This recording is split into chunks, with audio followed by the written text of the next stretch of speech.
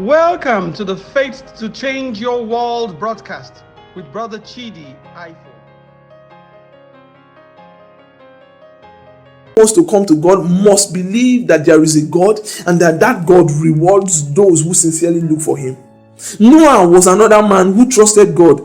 When he heard of God's warning about the future, Noah believed God even though there was no sign of a flood, and wasting no time, what did he do? He built an ark and saved his family. Noah's belief in God was in direct contrast to the sin and disbelief of the rest of the world, which refused to obey. And because he obeyed, because of Noah's obedience, because of Noah's faith, what happened? He became one of those whom God has accepted. In a society where people thought Noah was mad, it takes courage on your faith to move and continue to stay strong in what you believe, even when men mock and laugh at you. So Noah was building an ark and people were laughing, people were mocking him because there was no sign of flood. In fact, it had never rained before on earth. There was no rain before that time on earth. So, and then even if there had been a rain, how would the rain fall for 40 days and 40 nights? And people were like, this guy, you must be sick. You must be a very, maybe you are having squishes now or something. So it was really embarrassing, really frustrating to hear people say things that you don't want to hear, but you do not care. Why? Because if you are of God, you die daily. And when you die daily, that means that when you die to the things of the world. You die to the things of the flesh. You die to anger. You die to pride. You die to self-aggrandizement. You die to the things that you are not supposed to do according to the flesh. You die to them. Now, Enoch, we have seen the story. Then we saw the story of Noah. Let's go to verse 8. Abraham trusted God, and when God told him to leave home and go far away to another land, what did he do? He promised to give him the land that God promised to give him. What did Abraham do? Abraham obeyed. Away he went, not even knowing where he was going. And even when he reached God's promised land, he lived in tents like a mere visitor, as did Isaac and Jacob, to whom God did give the same promise. Now, I'm going to have to teach about tents, maybe one of these days in the future. But this is Abraham, a man that was coming from the land of Uz, and Uz was a place that was dominated by idol worshippers, and these idol worshippers were so focused on what they worshipped. Now, Abraham had inheritance. He had lots of inheritance in his father's house because he was a well-known son and they loved him. But when God said, Abraham, leave your father's house and go to the land that I will show you, Abraham had not seen God before face to face. He had not seen God. That was what he heard. And then he took up his bag, carried his properties, told his wife, and then left to where God says he should go. Meanwhile, this same Abraham did not know where he was going. It was not like God said, Abraham, stand up and move your family to Egypt. I will bless you there. No. God has told him, Abraham, keep going. I will show you where you will go. I will show you. So he was still just going. He was going without knowing where exactly he was going. That is crazy faith. He left where he had everything and where he had a future to now follow a voice that he didn't even know whether it was real or not real. And then he kept going to a place where God will show him. And then he lived in tents. Why living in tents? The tent lifestyle is a lifestyle of trust in God for another level or for continuous movement. If you want to keep walking with God, you want to keep moving with God, you have to be a man that understands the need to stay in tents instead of living in or building houses to live in. Now, this is symbolic. Living in tents means living in temporal positions or settling temporarily until when God tells you to move, you move. So when I was coming here, the Lord told me that this place you are coming to was not a. When I was coming to the apartment that God gave me, the Lord told me specifically that this place you are coming to was not a house, but it was a tent where you have to wait temporarily and then wait for my next move and then you go. So tents are the things that you can quickly arrange, and then when you want to go, you quickly scatter it and carry it along and you are moving. So Abraham did what? He lived in tents like a mere visitor. And then his children, or his son and his grandson Jacob, his son Isaac and his grandson Jacob did the same. They lived in tents. They moved on. Why? Because you need to know that as you walk with God, you cannot get to a particular position and you are relaxing and saying, I have gotten it on, I am now here, I am now going to relax. No! In God, there is always a way to move forward. To do what? Move forward. With God, you always do what? Move forward. So you don't get to any place and you begin to say, I am going to settle here. No! And that is why God killed the farmer or the rich man who, after he had planted so many things and he had so many things in his barn, he said, my soul rejoice, and look at all my barn, my soul, now we can rejoice and we can eat and we can drink. And the Lord said, you fool, tonight your soul will be required of you.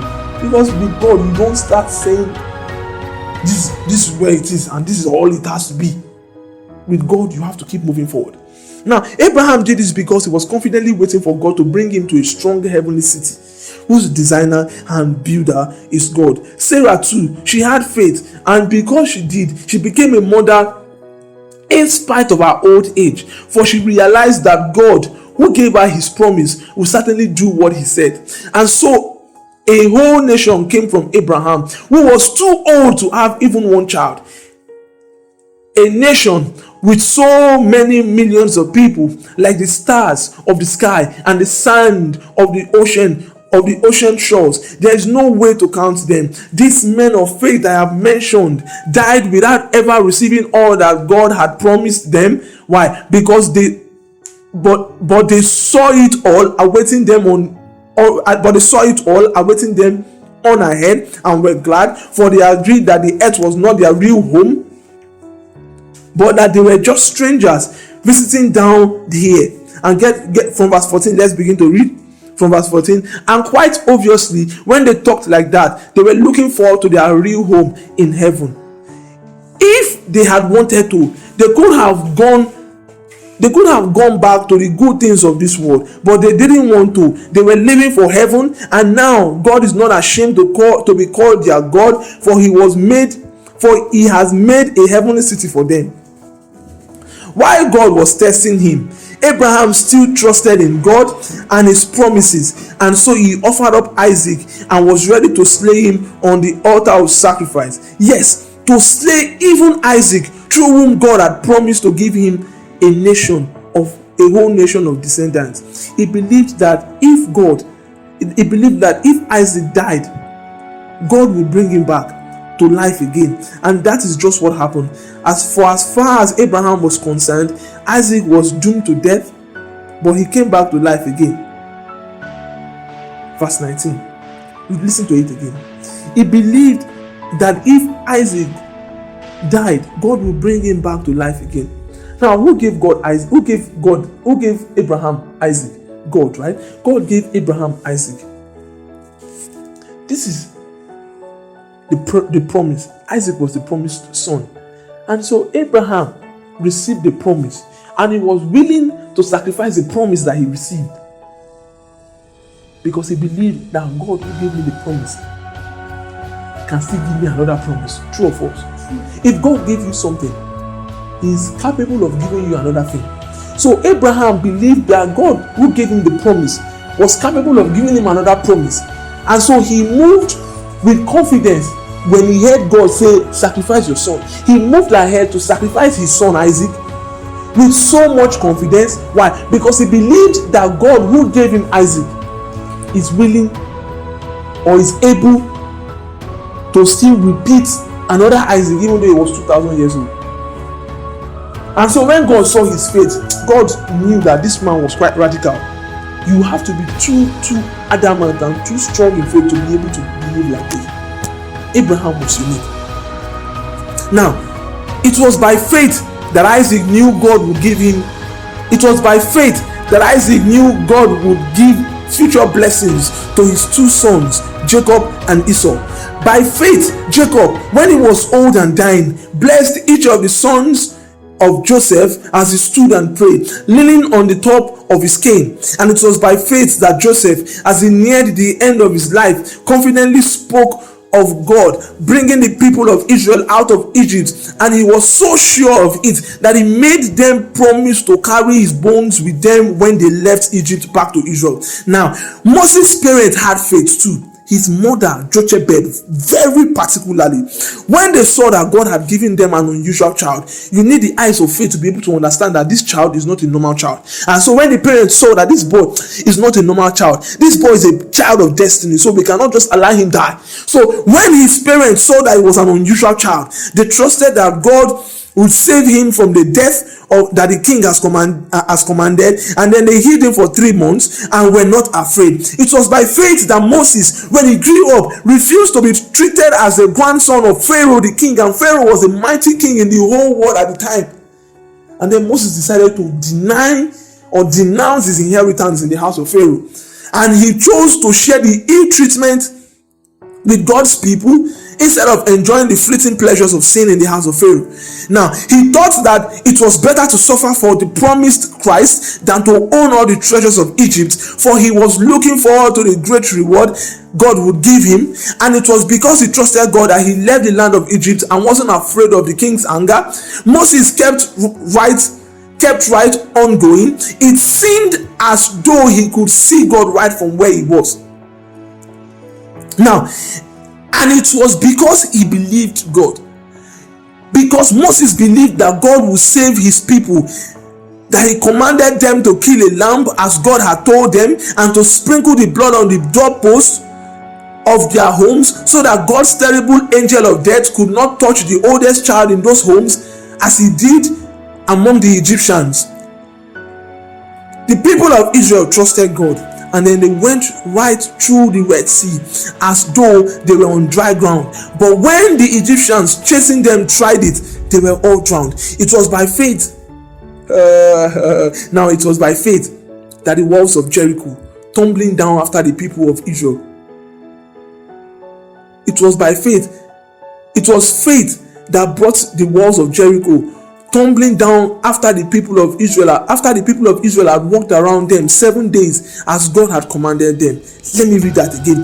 It was by faith that the walls of Jericho tumbled down after the children of Israel had walked around it 7 days as God had commanded them. If God commands you to do something, do it with boldness. Why? Because there will be an evidence that follows your instructions. There will be an evidence that follows your obedience to the instruction that God has given to you. Now, by faith, because she believed in God and his power, Rahab the harlot did not die with all others in the city. Why? Because she gave a friendly welcome to the spies. Now, how much more would we have to see? Time will not allow us to talk about the stories of the faith of Gideon, of Barak, of Samson, of Jephthah, of Samuel, of David, and all the other prophets. These people all trusted God, and as a result, they won battles, they overthrew kingdoms, they ruled their people well, they received what God had promised them, they were kept from harm in a den of lions, in a fiery furnace. Some of them, through their faith, escaped death by the sword. Some were made strong again after they had been weak or sick. Others were given great power in battle. They made whole armies turn away and run away. And some women, through faith, received their loved ones brought back to life. But others trusted God and were beaten to death, preferring rather to die than to turn than turn from God and be free, trusting that they would rise to a better life afterwards. Some of them were laughed at, and some of them their backs were cut open and whips, and some of them they were chained in dungeons. Some died by stoning, and some died by being sawed in two. Others were promised freedom if they would renounce their faith, but they refused and decided that it was better for them to die. Then they were killed with the sword. Some went about in sheepskins and goatskins, wandering over deserts and mountains, hiding in dens and caves because people were looking for them to kill them. And then they were hungry and sick and ill-treated. They were in a class of their own. These people, the people of faith, were, according to the Bible, too good for this world. If you become a person of faith, and you have chosen that you want to live the life of faith to the fullest, you would become too good for this world. Too good. So the Bible says that these people were too good for this world. According to the King James Version, the Bible says, of whom the world was not worthy. Do you think the world was worthy of a man of faith like Enoch, like Abraham, like David, like Gideon, like Joshua, who the Lord said in Joshua 6:1, the Bible says that now Jericho was straightly shut up because of the children of Israel. None went out and none came in. But the Lord said unto Joshua, see, I have given unto you Jericho and the land thereof and the mighty men thereof. Yeah! But you have to see it first before you can have it. That is a very strong principle in releasing your faith. You will have to do what? See it with your eyes of faith first before you can receive it. These men that I've just spoken about, they had the opportunity to get to faith. They did, but they did not see what he was seeing. They were not privileged to have the experience we have because Jesus had not yet come and died. So, as we are today, the Bible, Jesus said that John the Baptist was the greatest of all the teachers that had ever existed before. But the least in the kingdom is greater than John the Baptist. So it means that you, Barry, you are greater than John the Baptist. You are greater than Abraham. You are greater than all the people that existed before. Because you are a new creation. And you are now co-heirs. You are joint heirs with Jesus. Thank you for listening to this message. We hope you are blessed. We upload new messages every week to keep you inspired and strengthened in faith. Call us today on 0909 632 5899. Don't forget to share and subscribe to our channel. God bless you.